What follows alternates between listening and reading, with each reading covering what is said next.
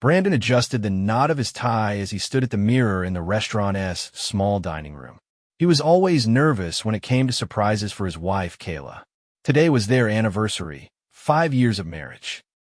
It was not a round date, but Brandon had insisted on having dinner at an expensive place because they were going through a difficult time, work, stresses, misunderstandings. He believed this evening would reignite the flame that had once brought them together. He walked back to the table where Kayla sat leafing through the menu. Quiet live music, soft lights. She wore a red dress with open shoulders and a neat zipper at the side. A few curls fell over her collarbones, drawing stares. Brandon used to be proud of it. He liked the fact that his wife could outshine everything around her with one look. "Sorry," he said, sliding into the seat across from her. "I asked the waiter to bring champagne. Are we celebrating to the fullest?" Kayla smiled. Her lips looked a little brighter than usual, and her eyes glinted with a light of their own, unrelated to the cozy lights of the restaurant. "Of course. You and I deserve a quiet evening without all the fuss." He reached for her hand. So much had happened over the years. She covered his palm with hers, squeezed it lightly. But something flashed in her gaze that he could not immediately recognize. A slight detachment or maybe excitement. A little later, when the waiter had already poured their glasses, she took a breath, as if gathering courage, and said, "I have a special gift for you." "A gift?" Brandon smiled.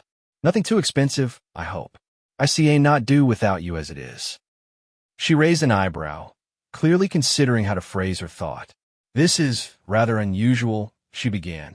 "I've been thinking a lot about how to bring something new back into our relationship. Sometimes we get stuck in a rut, and I thought, what if we allowed ourselves one night without commitment?" "What?" Brandon did not know what she was talking about. "One night without commitment. Do you want a romantic hotel room?" Or he was confused. "No," Kayla interrupted, feeling the need to be clear and direct. "I mean a night when each of us can do anything with anyone. No recriminations, no consecuencias. Just one night to refresh our senses and realize how much we care about each other." Brandon nearly dropped his glass. His heart clenched. "She's serious? You're kidding, right?" He said carefully, not taking his eyes off her. "Absolutely not." She took a sip of champagne. "The idea came to me a long time ago. I've read psychology articles, listened to podcasts. Some couples do things like that to keep the spark alive, to let themselves know, yes, I can get away for one night, but I'm still going back to the person I really love." "Listen," Brendan ran his hand through his hair. "It sounds so. No, it is crazy. Tell me, do you really want that kind of freedom?" "Look, darling." Kayla leaned toward him, almost touching his ear with her lips. "This is our marriage. And if we both agree, then no one is betraying anyone. It will be a consensual game." He realized it was no longer possible to escape her gaze. She looked confident, determined, as if she'd discussed it with herself long ago and made up her mind. "And this is your gift to me?" He said slowly. "Yes. Well, it is a gift to both of us. We're redoing this together so that we can be closer. I want you to have a chance to feel free, to experience something new." It was like an alarm was ringing in his chest, but Brendan did not raise an uproar, did not protest. He just stared at her, and fragments of thoughts came to mind. She was beautiful, she was smart, and for some reason she needed this.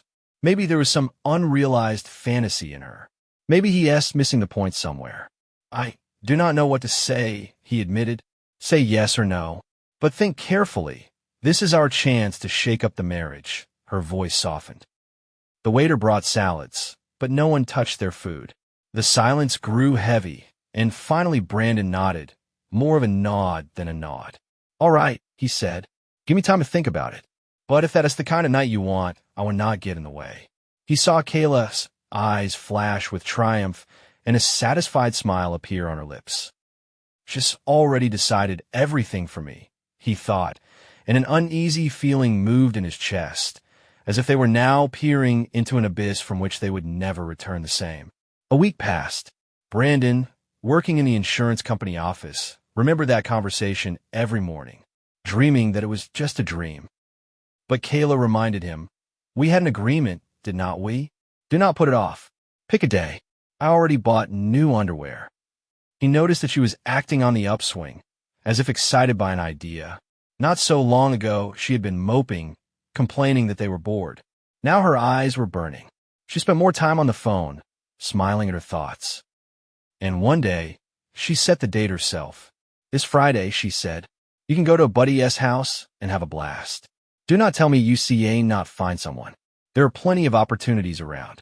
Brendan mumbled, okay, and did not even bother to ask where she was going. He was going through a real storm inside. Why do I let this happen? Why did not I say no, damn it? This is disgusting.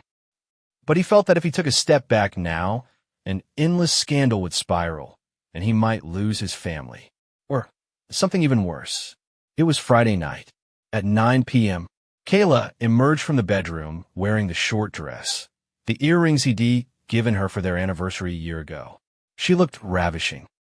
She slid over to him, touching her hand to his chest, and whispered, well, good hunting, Tiger. She winked and walked out, picking up her clutch.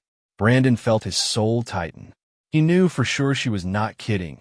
She was going for the adrenaline, for that other, whoever he was. Shit. He exhaled, left alone. The plan had been that he'd supposedly go to a bar with a buddy, maybe get a room later, live for himself. But instead, close to midnight, he sat on the couch at home, staring at his laptop where he'd opened their photos. The wedding in Boston with Kayla in a white dress. The trip to the Grand Canyon, where they kissed against the sunset.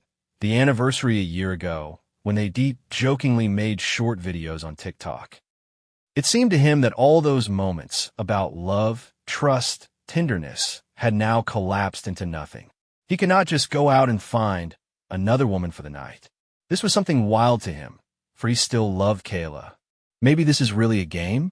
Maybe she'll come back at the end, and we'll laugh about it? But there was an anxious, what if she does not, pounding in his head. At the same time, she was already laughing at the jokes of Tom, her co-worker. Tall, slender, and wearing an unbuttoned white shirt, he'd brought her to his apartment after a couple of cocktails at a fancy bar. Both slightly tipsy, both tense with latent arousal. They'd been flirting at work for a long time, texting about nothing, and somehow it had all naturally evolved into this evening. Are you sure about this? Tom asked, looking her in the eye as they barely crossed the threshold of his apartment. I do not want to get in trouble later. Kayla smiled, noticing his hesitation. What if Brendan finds out? But she fell on top of the world. Like everything was under control, everything belonged to her. The answer was a kiss, a greedy, long kiss. That's how they ended up in the living room before reaching the bedroom. She pulled off his belt herself, grinning crookedly. Well, show me what you can do. And it did not take him long to beg. Her dress flew to the ceiling, her panties to the side, all drowned in hot breath and the frantic pounding of hearts. It was not tenderness. It was the kind of raw, quick passion that Kayla seemed to be all about. No time for conversation. No time for how are you. She led, he obeyed. She climbed on top of him, arching her back, scratching his chest with her nails. She seemed to want to erase all her former life from her, to feel she could do anything. More, she whispered, squeezing him with her hands and hips. Do not stop. With each passing second, a bacchanalia of feelings grew in her. She screamed his name, forgetting everything in the world. When it was over, she was breathing heavily, lying on his chest, sweating, exhausted. But for the first time in a long time, there was nothing but smug satisfaction in her eyes. Wow, Tom exhaled. She only grinned, rubbing his chin lazily, then picked up her phone, scrolling through the messages from her friends. That's it. A thought flashed through her mind. That's it? Is this really all I've risked for? But the thought did not even have time to solidify. She chased it away immediately. I've had a good time. That's enough. I'm human too. I'm entitled to pleasure. After a while, she went to the bathroom, looked in the mirror, fixed her makeup, combed her hair. She looked at her reflection and said quietly to herself, so what? It's just fun. I'm bold, daring. I guess that's the way it's supposed to be. My heart was pounding not from guilt, but rather from an overwhelming sense of self-righteousness and freedom. What guilt? They made a deal. Now she could go home and smile at her husband. How are you, baby? That morning, at 10 o'clock, she left Thomas' apartment with her head held high, in a short coat and heels. She stopped at her favorite coffee shop, bought an Americano and a croissant, got in her car and thought, that went perfectly. She put the key in the lock and walked into the house, expecting that Brandon probably had not returned. Maybe Dee spent the night at a friend's house or in some hotel with a stranger. But to her surprise, he was home. He was sitting in the kitchen, an untouched plate of scrambled eggs and a cup of black coffee in front of him. He was dressed in a casual t-shirt and jeans, looking tired, a little exhausted from a sleepless night. Hi, Kayla said, inhaling the warm aroma of his coffee. How did you sleep? He raised his eyes to her. There was no anger or resentment in those eyes, just a cold emptiness. She felt uncomfortable for a moment, but she put on a smile, as if nothing had happened. He coughed hoarsely, not really. How are you doing? Oh, fine. She shrugged, unbuttoning her coat. It's been an interesting night. You did not waste any time either, I hope. She tried to add flirtation to her voice, as if to imply, tell me who you were with. He remained silent, as if absorbing every letter she spoke. Then suddenly he stood up, put the cup carefully in the sink, and said, I'm going to take a shower. There was no hint of joy, no jealousy, no anger in his voice. Just emptiness. It threw her off balance. She'd expected something else, either a scene or a revelation. But he acted like he did not care about her. It even offended her. I guess he had a good night too, and now he feels guilty, she decided, trying to justify his reaction. Left alone in the kitchen, she glanced out the window. The weather was clear, pleasant. Could she have imagined a week ago that things would turn around like this? And yet inside, she was surprisingly calm. We agreed on this. He has no right to be angry. She set her coffee down next to his cooling food and sighed softly. Even the air itself seemed dense, heavy, like someone unseen was standing nearby, watching. Okay, maybe at LL Pass. The morning after these things is often awkward, she thought, shrugging her shoulders. But a strange feeling stirred in the back of her mind. Did I go overboard? She immediately stifled it. No, she had not gone overboard. They re-adults. At 6 o'clock in the evening, she sat in the living room, twirling the TV remote in her hands, but she still could not focus on the program. Brandon appeared from the bedroom and sat across from her. He was silent for a long time, staring past her. There seemed to be an invisible struggle going on inside him, whether to make conversation or to withdraw into himself. Finally, he spoke, slowly, in an even tone. You slept with Tom, did not you?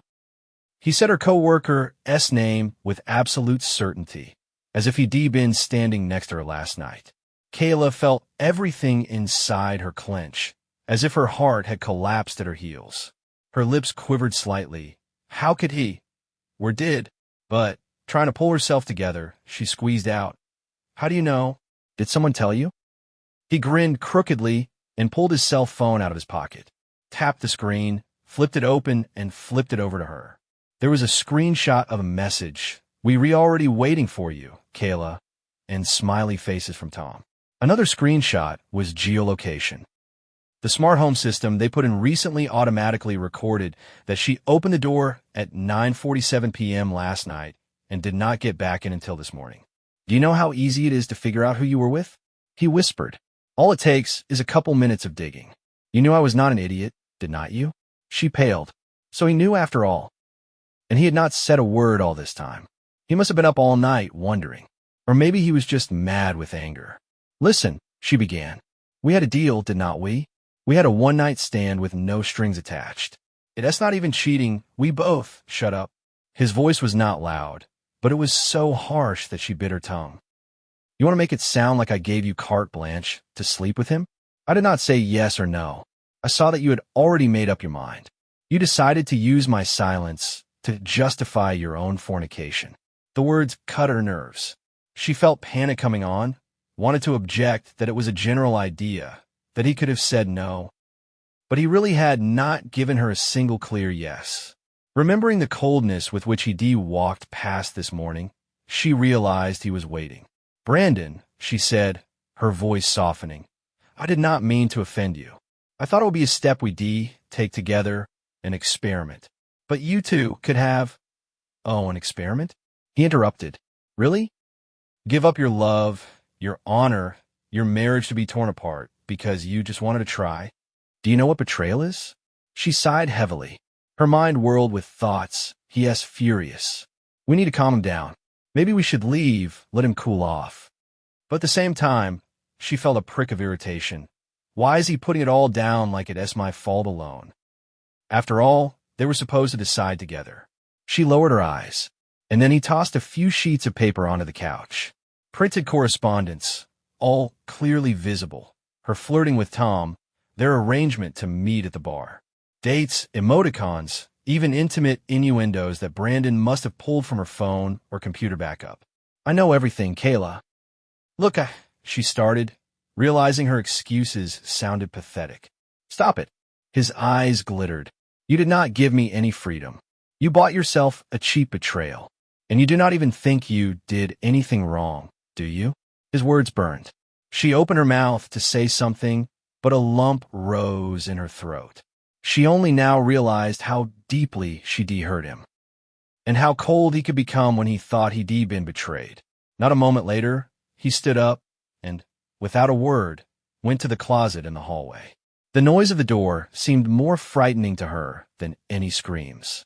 He pulled out a large suitcase, the kind they took on vacation, and set it on the floor. Slowly he opened it, and then he began throwing her clothes in it, right off the shelves, without taking them apart. Hey, she exclaimed, jumping up, trying to stop his hands. Brandon, what are you doing? I'm clearing out the junk, he replied with icy calm. You do not live here anymore. Kayla gasped. He was really going to kick her out. No tantrums, no drama, just like that. Stop. She grabbed his forearm, and he threw her hand away. Not hard, but enough to make her take a step back. There was determination in his eyes. You wanted a game without rules? Welcome to reality, he hissed. You had your freedom. Congratulations. Only now you have it without me. But it is all ours together. Where am I going? To whoever you want. You can go to your Tom. He slammed the suitcase shut when it was already full of clothes and dragged it into the hallway. Or get a room in the same hotel where you were with him, for all I care. She sat down on the edge of the couch, tears unsolicited in her eyes. The situation had turned out completely differently than she imagined. She thought they'd talk, discuss, maybe have some complicated feelings. But to be kicked out the door like this? Brandon, let us talk. I did not mean— Well, really, I did not mean— Her voice trailed off into a shout. You think I do not want to scream? He looked at her. You think I'm not in pain? But I would not. I'll just cross you off. Like an unnecessary chapter of a book I do not want to reread. Her heart was racing, her temples pounding, tears streaming down her cheeks. She grabbed the phone. Who should she call? Girlfriends? Her parents? What would she say? My husband is kicking me out because I offered him a night out on my own and then slept with a coworker? How does that sound? Please. She tried to get up, but in the meantime he had gone outside, opening the door. She ran after him, barefoot, wearing only a t-shirt and jeans, grabbing his arm. No, wait, let us talk it over. I did not mean it like this. I love you. He pulled away, picked up the suitcase, and sat on the porch. Then he took a step back. I'm not interested in what you say. Have you decided that our marriage is a toy to be paused for thrills? Okay, but I'm not part of that game. But she began sobbing. That's it. It has closed. He retreated into the house and slammed the door in her face. The sound of the lock clicking struck her heart like a final judgment. She thrashed her hands on the wood, shouting something unintelligible, begging to be opened. But there was silence behind the door. A week passed. Kayla rented a room in a small motel on the outskirts of town. She stayed up several nights crying, texting, and calling Brandon, but he ignored everything. He blocked her on social media.